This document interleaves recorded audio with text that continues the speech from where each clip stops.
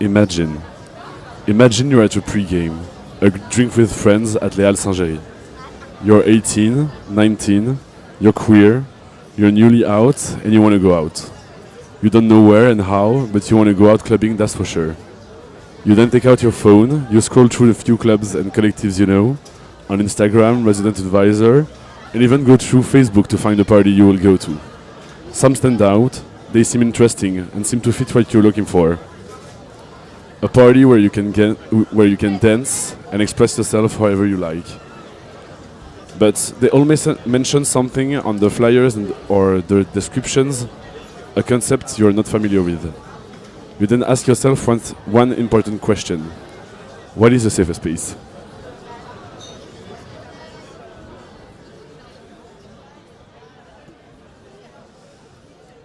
To answer this important question, I'm joined by two figures of Brussels nightlife and queer scenes in Brussels, Mathilde and Xaender. Thank you for coming. But before introducing them, let me explain who I am and why I created this podcast, so people who don't know me understand where I'm coming from. I'm Charles. I'm half a student in a master's degree in cultural management at ULB, and half a nightlife worker for different structures and collectives in Brussels. I started creating parties and coordinating safety for Deep Down East in 2022, and then joined C12's care team pretty much the same year. Since then, I've been working occasionally as care team, door host, or artist care for C12, La Fabrique, Ether, and more recently Paradise City Festival. I've also given trainings about safer spaces for small collectives, and recently I launched a new party series called Venera with my friend Emilia. We actually had our first night yesterday at Fuse, which went great, so pretty glad about that. And I started an internship with C12's general director in July. But then why have I created this podcast? It's because I'm doing my master thesis about the subject of the podcast, which is safer spaces in Brussels nighttime clubbing, and how care teams are a tool to create a safer and more inclusive party. And so when GIMIC proposed to me last year to create a podcast about safety, I jumped on the occasion to use this project as a means to express my knowledge and share my research, and also to invite people I could not invite in my research methodology for my thesis. But now, let's introduce the two stars that are with me. First, Mathilde. Mathilde, you are the main host at C12. You have been the main host at C12 for like pretty much 2 years. That's right. And so you're constantly working on creating an inclusive and safer space for diversified crowds. And you're also the co-founder of Nocta, a non-profit organization dedicated to promote care and risk reduction in nightlife, focusing on sexual and gender-based violence. Right. And I'm also joined by Xander here, who's responsible for logistics and programmation at Grand Carme. Grand Carme is a LGBTQIA+ cultural health and social center, a safer space for the queer community. On the side, also, you're doing like slaying fetish wear, focusing on, as you said, a queer-centered, genderless approach. And also, you're involved in many projects in Brussels, such as like parties, events, and queer markets in Brussels. Yes. Thanks for having me. Thank you for coming. So now, let's start the discussion. And before diving into your experiences, I'd like to start with the basics and ask you one simple question. Simple, not really, but important one. What is a safer space for you, and how does it differ from a safe space? Because there are huge differences between the two terms, but not everyone knows them, and so I feel like it's really important to express the difference. So, yeah, what is a safer space for you, and how does it differ from a safe space? So, a safer space is an environment. It can be virtual or in person, that is trying as much as possible to provide a space that is free from risk and free from the risk of harm, of discrimination, of any type of violence. And the important word here is as much as possible, because we cannot guarantee, and that's why it's different from safe space, is that we can't guarantee a space that is completely free from the risk of any type of harm. In the society that we are now, like, there are so many levels and so many intersections of violence. So trying to say that a space is 100% safe is not possible. It's more a goal rather than goal, like. yeah. And it's a long-term commitment to keep increasing the projects and everything that we're doing to provide a space that is as safe as we can in the moment. So did you? I completely agree what you said. I think like a space saying or describing itself like safe, it's not really like possible. It's more like you said a goal, but as much as possible is like where you have to put all your effort to make it safer. So yeah, I agree 100%. And where do you think the idea of creating such spaces came from originally? Like in the like where from?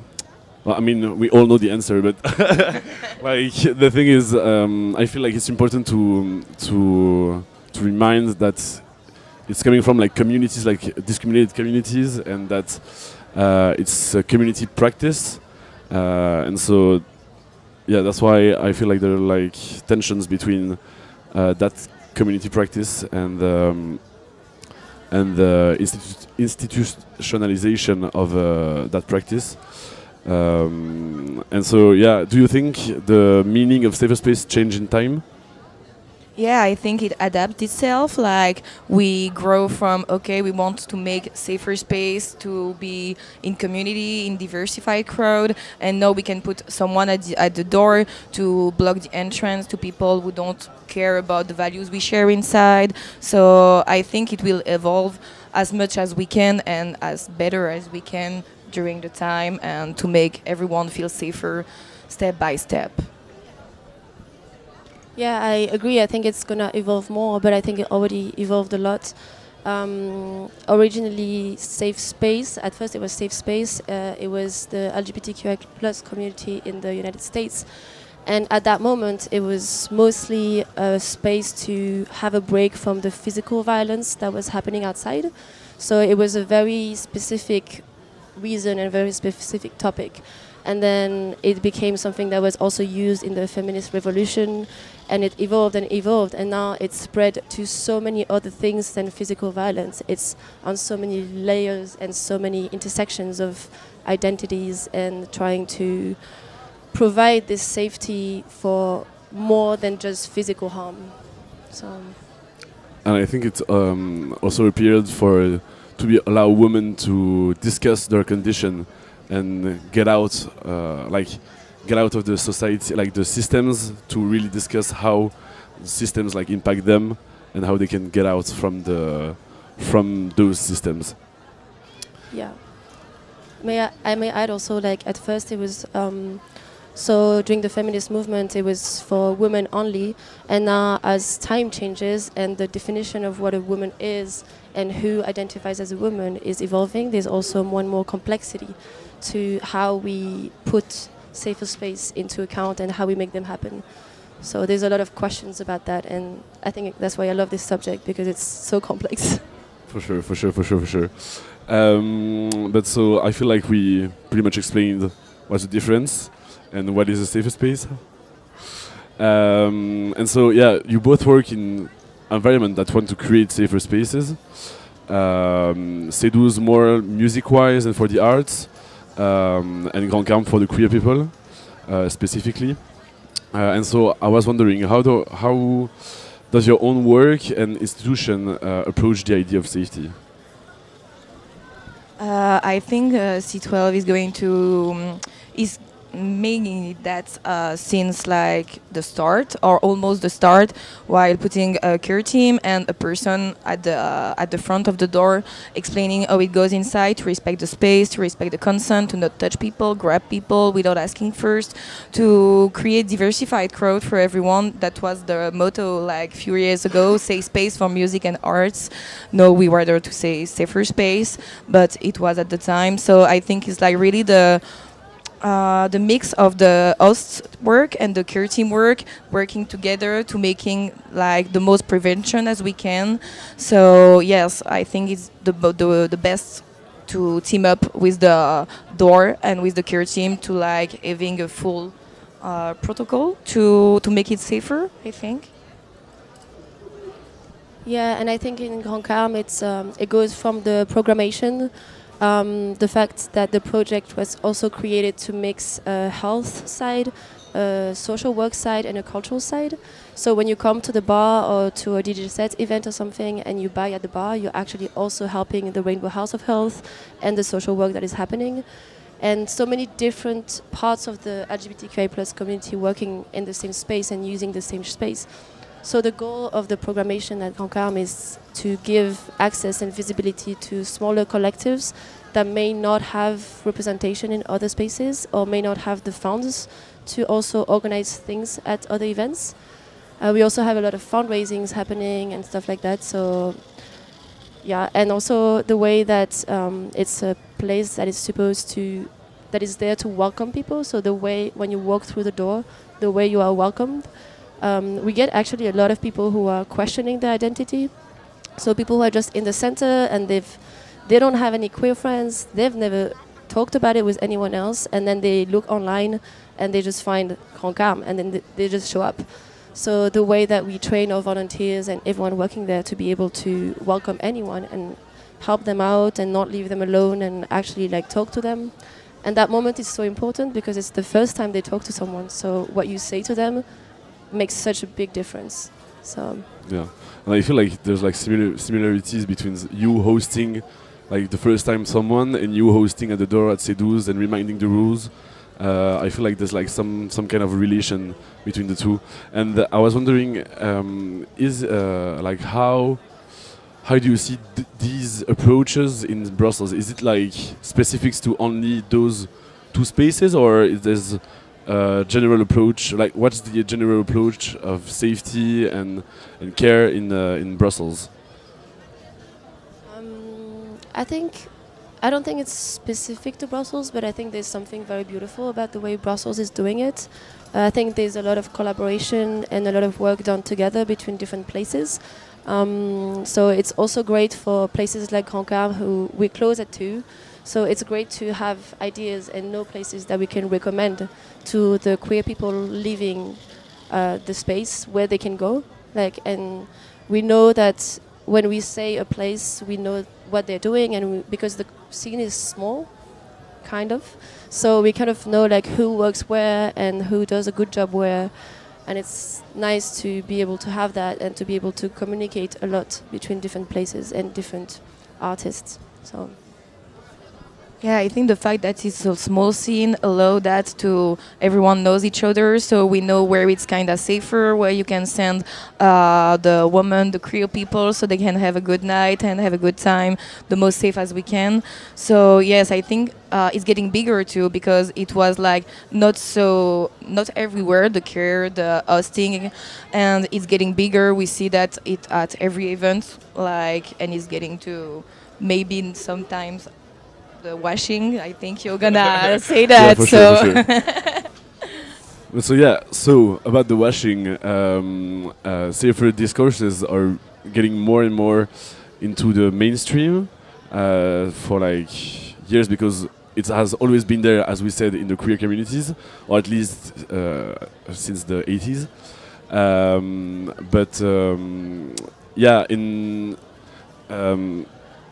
I forgot my question.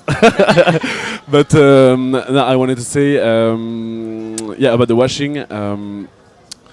For the big clubs and festival using safety and safer discourses, Do you feel like it's genuine and the way they apply those concepts is the right way, and is it not just like communication and tokenism and safety washing? It depends who it comes from. Like, we saw something, you kind of know how it goes, how they do their event, who they choose to play the music, how they create the crowd, so you can pretty much know if it's genuine or not. But also, when I see safe space, I don't really buy it, because I already know they don't have the deep level of understanding. Yeah. Yes. So when I see It's safe, a red flag. it's a red flag. Yes. That's for sure a red Go flag. elsewhere. Don't go there. So yeah. Yeah, and I think, I mean, I'm not sure about C12, but I don't think you use a safer space in your marketing, right? So I think that also makes a huge difference, because when you go to C12, you know there are things being put to make and like to work towards a safer space. Like, you have a great care team. Actually, one of the first in Brussels and in Belgium. Yeah, and it's a great team. Like, They be slaying. They be staying. I mean, you staying. arrive and you see you're going to be taken care of by Leah, for example. Like, you know you're in good hands. So you're not actually using it as marketing. You're just making it happen, and like people speak and people know, and it goes from words to mouth. Like, you know. So I think using it in marketing doesn't make sense. And also, how can you provide like a huge festival or a huge club? Like, you can't guarantee even a safer space on the whole of the festival. You can maybe like make a room that is going to be a safer space room, where you're going to put all your efforts in that room and actually have like work done in that one space. But for a big club or a big festival, I feel kind of weird about like marketing like safer space, you know. Yeah. And you know the places that are like working towards it, like C12, but they don't put it like on their Instagram, like come to our safer space, you know. So it's very different. Yeah, for sure. And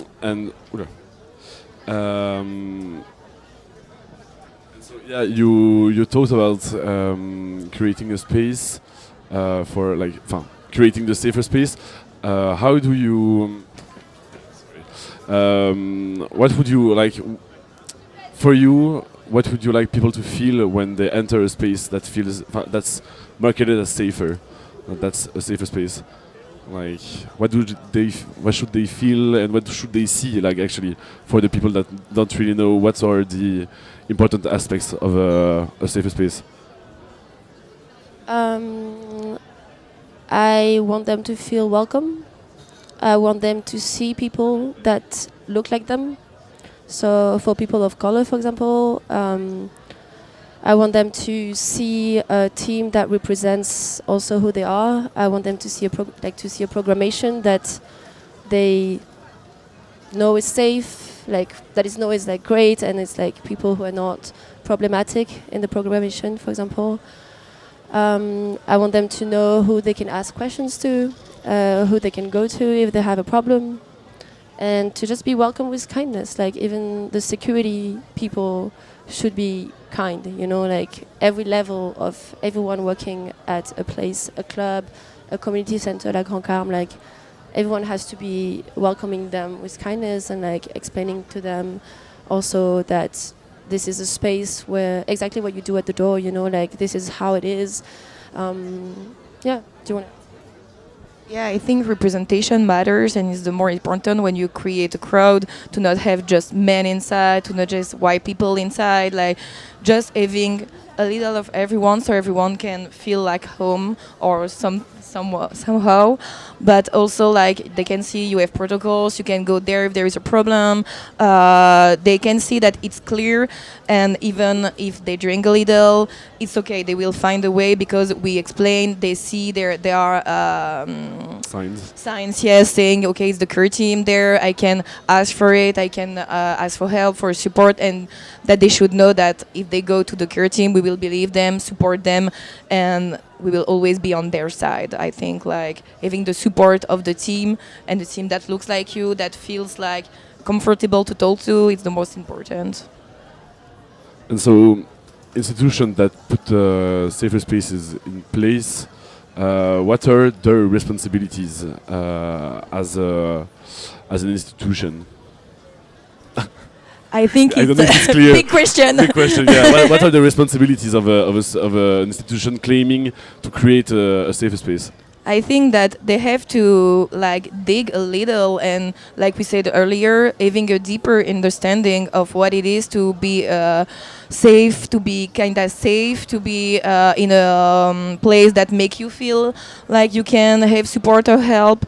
So yes, I think they have to make it like clear, expose the protocol, so not just saying, like we said earlier too, oh, we safe. Okay, you safe because you're doing what? Because you're putting what in place to make people feel safe. So I think like the responsibility is like putting the means of what you're saying. So just not saying you're safe, but really putting the means, even if it's not like bringing back money. And also be open to criticism.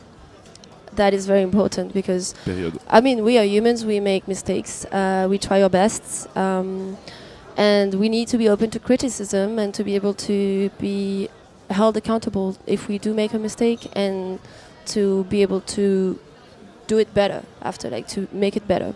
So I think that's very important. And do you feel like it's happening in Brussels?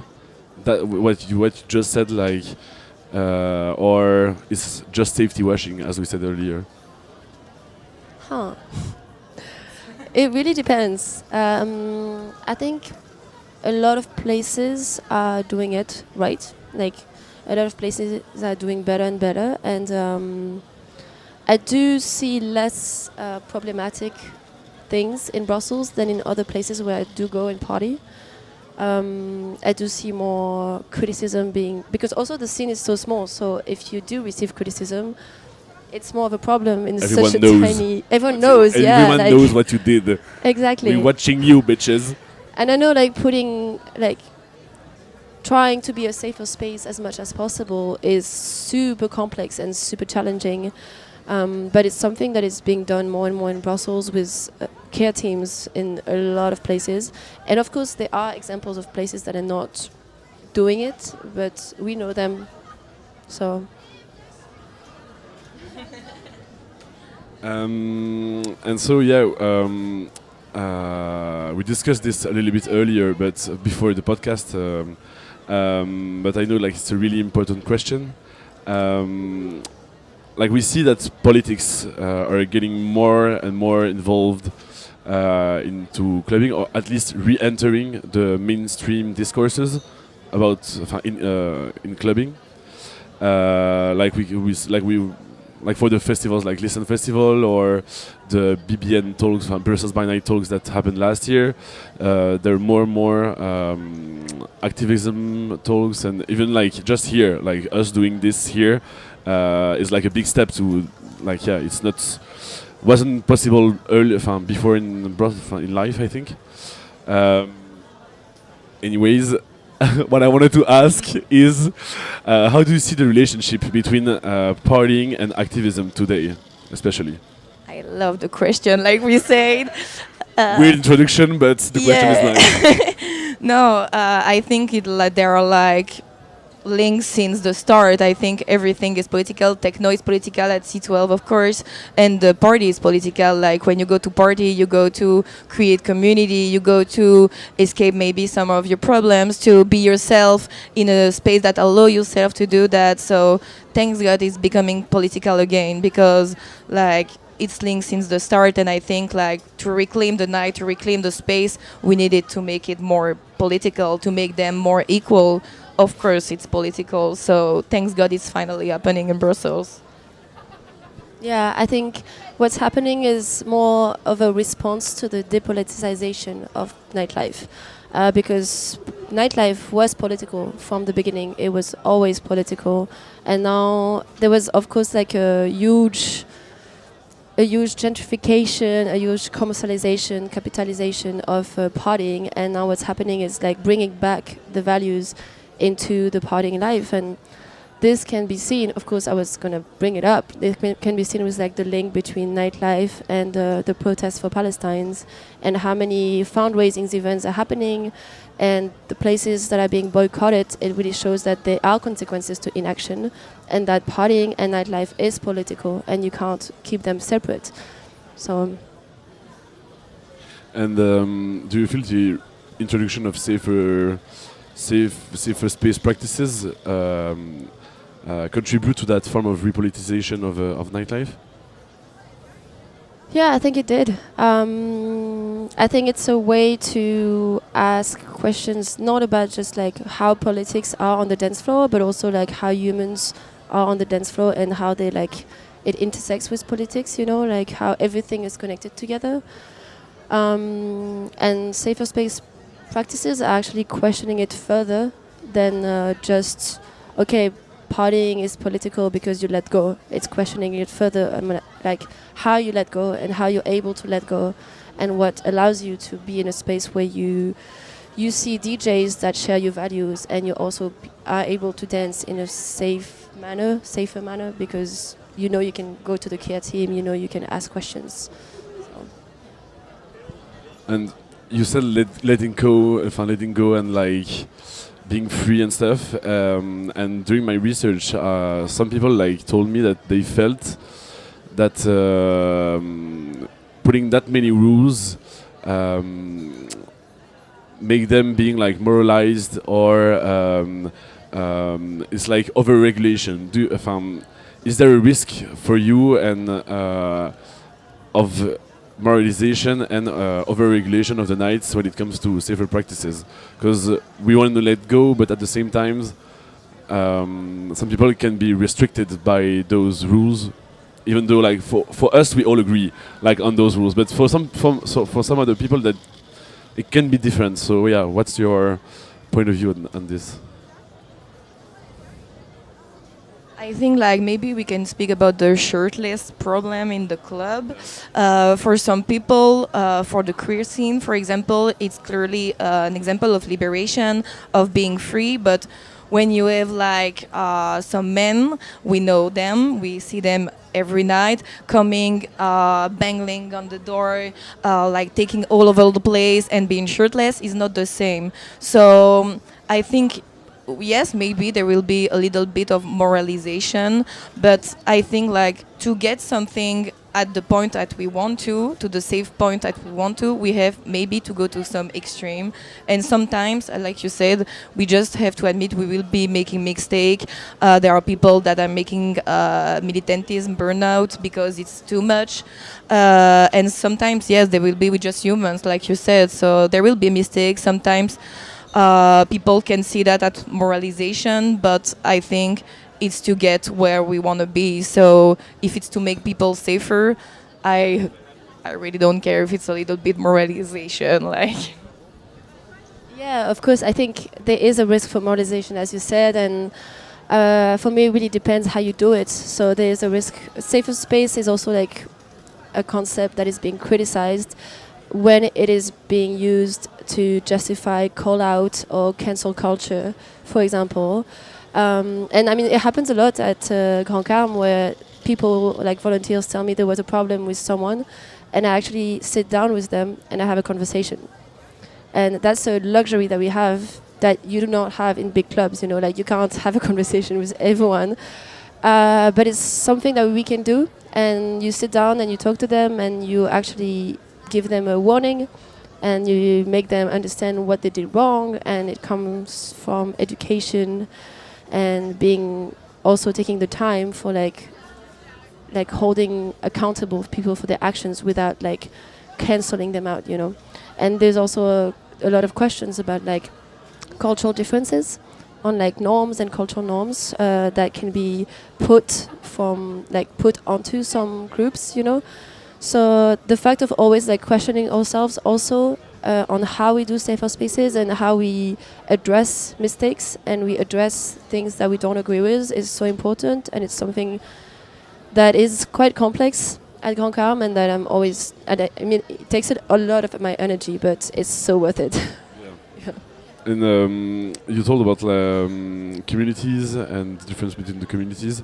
It brings me to my next question. How do language, communities and politics influence how safer practices are implemented here in Brussels specifically? Because we have the Flemish part, the Flemish people, French-speaking people, all the international community.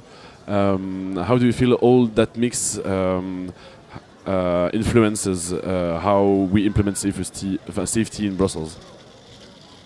That's a hard question, but Asking the hard questions. asking the hard questions. So how it influences, I mean, of course, for example, you can't communicate with everyone in the same way. I mean, for example, I made like the safer space chart of values for Grand Carme, and that took me like 2 months, and I had to make it in 3 languages, and then people were complaining that it wasn't in 4 languages or 5 languages, and I was like, oh my god, I will never be able to have it available for everyone who doesn't speak every language, you know. So it influences how you, I mean, that's for language, but for politics, I think it influences in the sense that we're not, for example, places like Grand Carme who are dependent on funding, who are non-profit, they also have to be careful on not losing the funding, because of course it's super important to have a safer place, and it's the goal, and it's like the most important thing, and it's also super important to bring accessible health for queer people, and we try to do our best in terms of programmation, for example, but we also have to balance the political side of, like, especially in the political context of Belgium right now. I mean, we have no government. Amazing. So of trying to juggle it all at the same time is super complicated, and it's all interconnected as well. So that's why it's also great that there's so much cohesion between the different nightlife places, you know, like, and different collectives. It really helps. Yeah, I think like at C12 too, we don't like, of course we have economic reality, we have to have people in the club to continue to work, to continue to make the place live, so you have to, yes, compose with that, compose with a lot of, we got a lot of tourists because we are in the city center, so, but most of the time they are kind of like happy to hear that kind of speech at the entrance. They are not used to. So especially the queer people and the women, they are like, oh my God, slay! Oh my God, what is this place? So it's very nice to see that they come to us to have a techno night outside, and they can encounter us and are happy to hear that. So yes, and I think Belgium and Brussels can be very proud of that, because I think like we have a very good scene on the care team.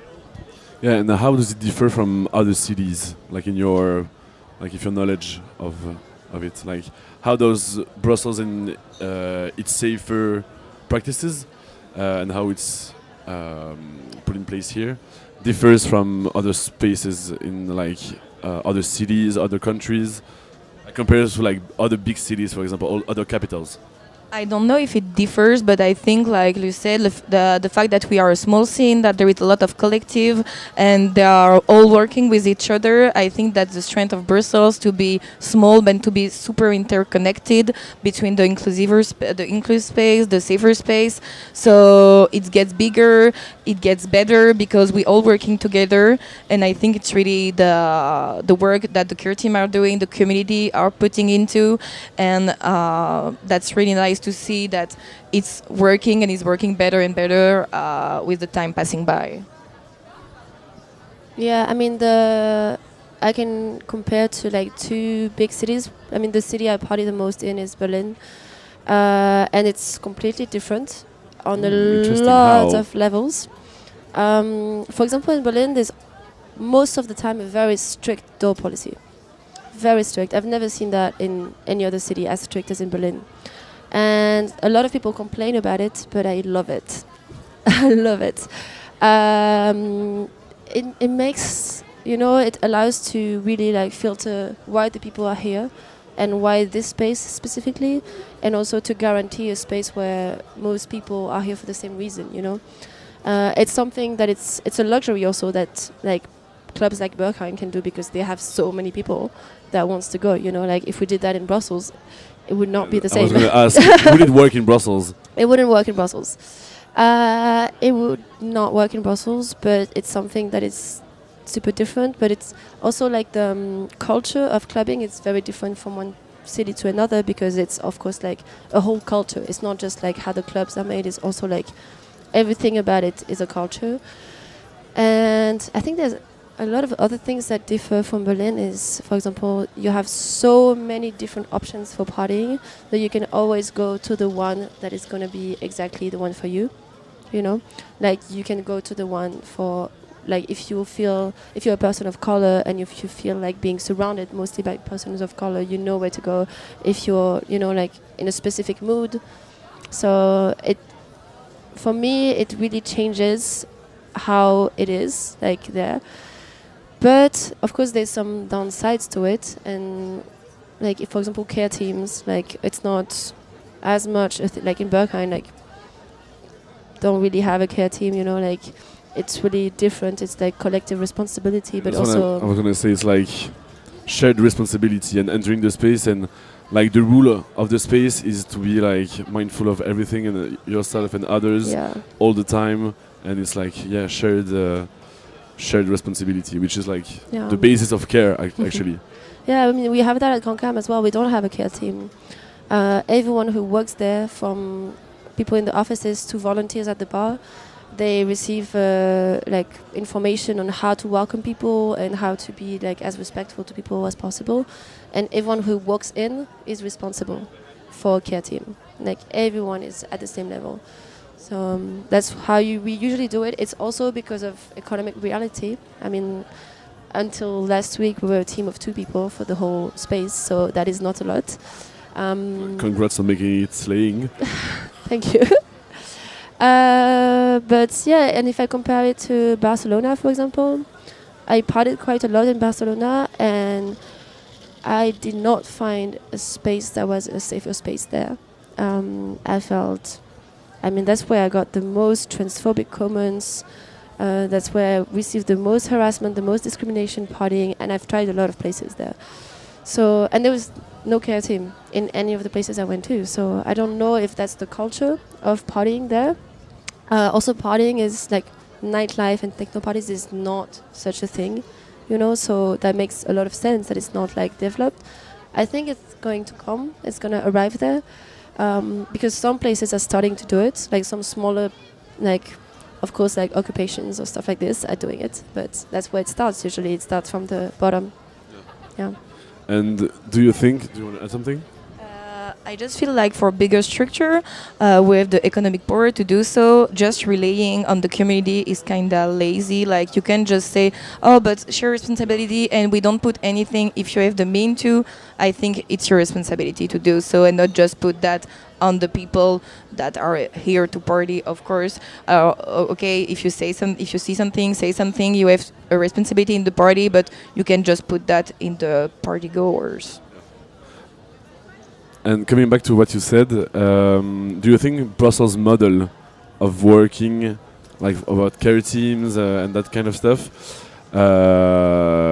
could go international, like should go international? And if so, how? I don't know about how. I love the hows. I don't know about how, but I think it should, yeah.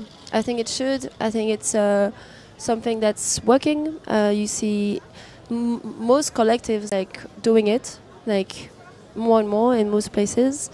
The trainings, there's so many, I don't know how many organizations we have for care teams. Like not much. In Brussels, very not much. It's like, really? Yeah.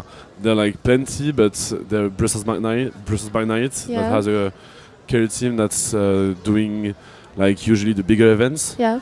Then there was Osmose, but it stopped. Oh, Osmose stopped. Yeah, it stopped. Oh, that sucks. Well, now there's Nocta. Okay. Yeah, we need more. Yeah, and that's pretty much it actually. There's the Plan Sacha. Yeah. Who's also, but they're more doing risk reduction rather than care team. Yeah, it's different. Because the funding is for other stuff also, because it's related to the state. Yeah. To the legal, if we can say that like that.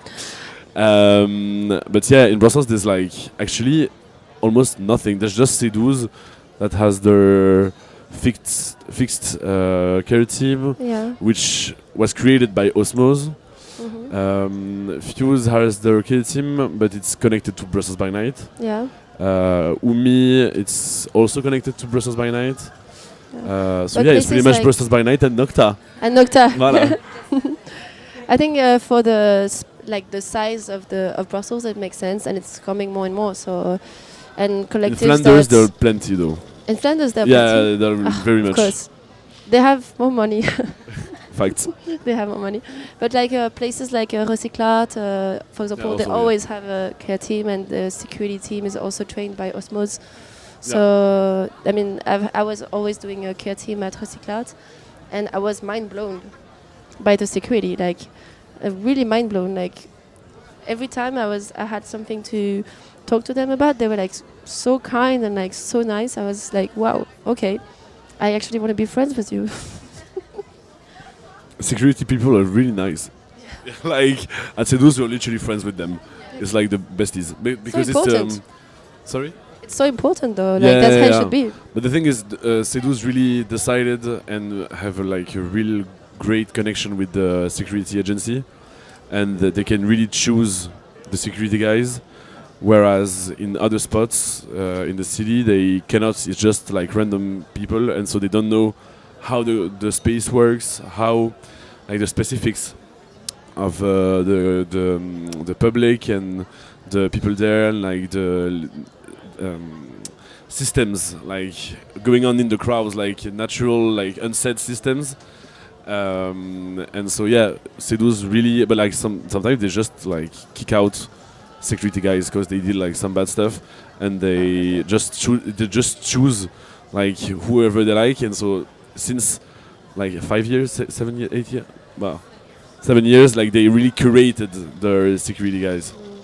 That's an aspect that like a lot of places forget is important. Yeah. You know, like that's what I said before. Like it goes from like all layers, like from the programmation to the people working at the bar to like everything that is happening. Like it's so important. Even the communication and how you do it, every aspect has to be taken into account. And on the how, I mean, podcasts like this, maybe, documentaries. Like Maybe something going on. Something happening soon. Like international documentaries, you know, like bringing out, like, because someone said in the interviews that we did for that documentary that Brussels was the best kept secret, like Brussels nightlife. And I quite agree with that. It's a really well kept secret. Most friends from Berlin who, like when I moved back to Brussels from Berlin, everyone was like, what are you doing? What is wrong with you? And I was like, I love it. And then they had to come here. I had to take them out for them to start loving it as well. And now they always come back to visit me. So Yeah, and I had the same with my cousins, which are like way older than me. And they always said that Brussels is like the spot, even like 15 years ago. But not really, people didn't really know it, but the people that really knew how to party and like real party came to Brussels to party, because it was like where it was really happening. Pam. Another question, because we still have 10 minutes left. Pam. What are the biggest obstacles to creating safer spaces, like financial, institutional, cultural? But like we can kind of approach that question before, but I feel like maybe like it's specifics to your club, to your spaces. Like always, it's the money. Like it costs a lot to have people working at the care team, and I like that we can pay the people working as care team and not taking just them as volunteers. It's very nice to have volunteers at the care team, but being able to value the work, to pay them as a same worker as everyone inside, I think it's very nice it's a very nice and just normal thing to do. And yes, I think it's the money, and maybe there is like some blockage. I don't know in English, like some stops sometimes from obstacles. Yes, you say that. Some obstacles sometimes from older people or from older people that are like, oh my God, in my time we didn't need all that. I'm not sure, because we won't be here if at that time it was already good. So there is some, like, sometimes I think there is miscommunication between sometimes the older people and the younger that came with more revendication. But once you talk with them, and the care team does that a lot at C12, they are really interested in the project. So I think it's just maybe connecting more and talking more and making people more included in all that process of making space safer, to, like, yes, get them with us and make them more understand, like, how it means for us to be safe in a space. Yeah, for sure. And I think the mindset of some people is like changing slowly, but deconstruction takes time, and we have to keep pushing and keep like showing how important it is and the impact that it has on the community, on nightlife, on like everyone, even like outside of nightlife, you know. And in Grand Camp, for example, there's of course funding. Like we totally depend on funding. Like we don't have any profits made, so some things are hard to implement. But there's also just realities on, like, for example, the building. Like it's a temporary occupation, so only one part of the building is accessible for people in a wheelchair. And we can't change that because we're not allowed to make any renovations, and because the city owns the building. So of course, like, we're trying to be a safer space, but we have to be realistic about the fact that it's not accessible to all people in a wheelchair. And that's something we like. You have to be held accountable also, that we can't do anything about it, and it's a reality that is there and that we can't do much about it. But in 1 year there's going to be renovations, and they're going to put 2 elevators. Ooh, so sweet. Yeah, so it's all going to be accessible, but just for the moment it's not, and that's a reality, you know. A question came up to my mind when we were talking just now. You talked about it just earlier, but how important is like our protocols in creating a safer space? I think it's like the guidelines you have to have in a club, in a collective. You construct them experience by experience. Like, we don't have protocols for every situation, but every night there is any problems coming up, sometimes problem you never had before, and so okay, we here with the night manager, with the care team. Okay, are we gonna address that? What's the best way to address that? We all gave our ideas, and sometimes we came up with a good solution, sometimes with a okay solution, and we learn through the process of finding solution through the way. But I think if you have protocols, like, it's clearer for everyone. You always more fair because it's the same for everyone, so you can like repose yourself on that and tell yourself, okay, we follow these protocols. It's clear for the team, it's clear for the security, it's clear, and so everyone knows what to do, how to react. So I think it's important to have guidelines and learn through your experience how to react and how to react better and better at the same time. But it's big conversation, big changes, so it takes time. So you have to be kind with yourself, with your team, and tell yourself, okay, we're gonna get through that. How do we address that right now? How will you address that in 2 weeks, maybe after some other things happen? So yeah, I think you have to just write it down every time. And I think Brussels by Night does that when they do their report at the end of the night. They like categorize everything that happened, like if it was an assault, if there was a problem with some kind of drugs, and how they react to that. So they can see, okay, in that kind of night, we can have problem with that kind of thing, we can react and put more strength to that. Yeah, Sedus is doing the same. Yeah. But the statistics, they're really doing statistics. They have some too. Oh yes, like, maybe. Like I can tell you that. Like they really even before booking a party, depending on the DJs, they can know what type of crowd they will have, what kind of problems are gonna appear, if they're gonna need care teams or not, more care team members or not during the night. Because since they started, they wrote down everything, and so they're like making reports about every party with everything, and so they have statistics. Maybe not as like statisticky Yes, as that's why Brussels by night? it's very precise. Okay, Like okay, yeah. they know like what type of assault happened, how many percent in the last 5 years during the event. So we are going to do that in C12 because I think it's another tool to use, and it's really useful. But yeah, when you have a night, we all have to kind of study the crowd we can expect and the kind of problem we can expect from that kind of crowd. If there is like maybe substance abuse, or if there will be more men in the crowd, so we can like balance the things so it will be the safe as we can.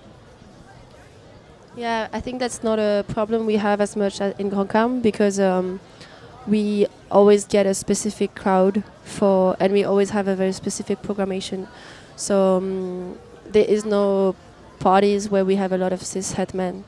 It just doesn't happen. So Good for you. yeah, that's why you should come. I mean, Yeah. No, but like, and I think that's the big part of the programmation and the fact that we have a space that is a queer-centered space, you know, and also that we work mostly with very small collectives, very small queer or POC collectives, and even when we have the meeting to talk about the programmation, they already read the Charter of Values and they sign it. So even the organizers have signed that. And even in this, it says how to welcome people, everything, like every expectations we have on them for using the space. So, yeah. I know that document. I've read it. Before, like, You read it. I've read it. Okay. Diagonally. No way. No, oh my god. Oh, wow. But actually, that thing about like signing the paper is what you're doing at Seduz at the door. Like you're explain a little bit how you work as a door host, so people like because it's like kind of mysterious. Like you arrive, there's a wonderful person like you there, being sometimes a little sassy, A little. and so yeah, I think people don't really know how you work as a door host. Yeah. And yeah, explain a bit more. It's really about welcoming the people and adapt to who you have in front of you. Like, of course, I'm not doing the same work when I have a group of girls and queer people and a rugby team of 10 guys. It's not the same, of course. So yes, you have to sometimes set the record straight a little bit harder when it's like big group of men, because you know the energy they can bring inside. So make them aware that you're a big group, you can take place. So please take that in account when you are in the party. We talk about consent a lot. Like, we don't tolerate people to be grabbed, to be touched without being asked first. Even the famous hand on the lower back when they pass by. Like, we don't tolerate that And here. aren't you like testing a little bit Yeah. the public to see like how they react, and that's how you can know if the people can enter. It's like Yeah. when you test them. It's a conversation, but also it's a test. Like, how do you react when I talk about consent? How do you react when there are 20 guys and say, okay, it's not Tinder inside, so please, not like being heavy on every girl you can encounter in the club. You're here to have a good time with your friend. Like, and sometimes they're like, oh yeah, of course, no problem. And sometimes it's just enough for them to leave and insult everyone. So you know you've made a good choice to not let them enter. Yeah. So yeah, it's like setting the circle straight, giving the rules, and welcoming the minorities we want and the community we want inside, to make them feel protected, make them feel the most safe as we can. And for the people we don't really feel in the vibe, like we prefer them outside than inside. So if we can, we let them outside, and we don't tolerate any like problem at the outside. But because if you are like soon at ease to be like acting like shit outside, I can't imagine what you will do inside. So if you start there, you won't be entering the club. So And as a conclusion for this little podcast, because it's really almost time, what would an ideal safe nightlife look like for you in Brussels, like in the future, like in the next coming years? Ideal. Okay. What would be the, like, as we said, like safer space is a goal to be the safest. Yeah. What would be the goal for Brussels, like in the coming years? idea.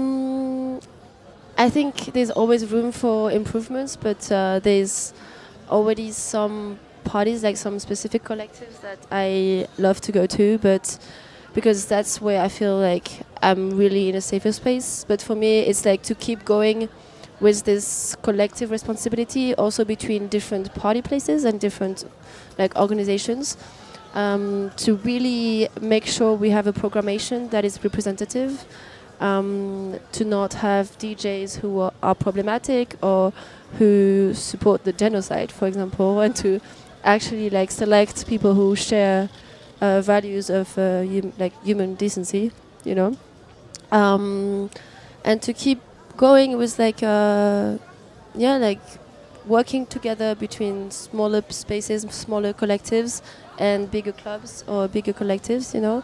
And like for example, what happened with Deep Down East, where they did like a pre at Grand Carme and then a party at C12. Was insane. It was like almost Grand Carme was almost fuller than the C12. Yeah, Grand Carme was fuller than it ever has been. Full. So there was like DJ sets, and it was. I mean, the concept is amazing because like at Grand Carme there was like smaller queer DJs that do not have a lot of visibility, and it really allowed them to like also have a visibility and to be brought forward, which is also one of the main goals of like Grand Carme as a cultural space, is to like give a space to small collectives and stuff. And then there was the party at C12, and the people from Grand Carme actually had like a pass, like a cheaper pass to go to C12. Yeah. So it really allowed that crowd that usually wouldn't dare to go to C12, or they would be scared to go to C12, to know there was going to be a lot of queer people, and it was going to be somewhere where they would feel represented and everything.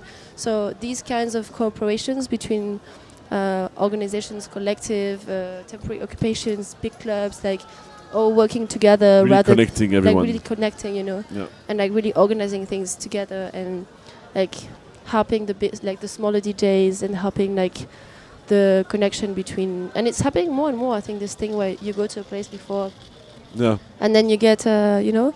And it's really allowing also to open the space for people who wouldn't usually go to C12, because, I mean, some queer people, like some trans women or some, you know, like people might be scared to go to C12 because it's a club where you can have all kinds of people.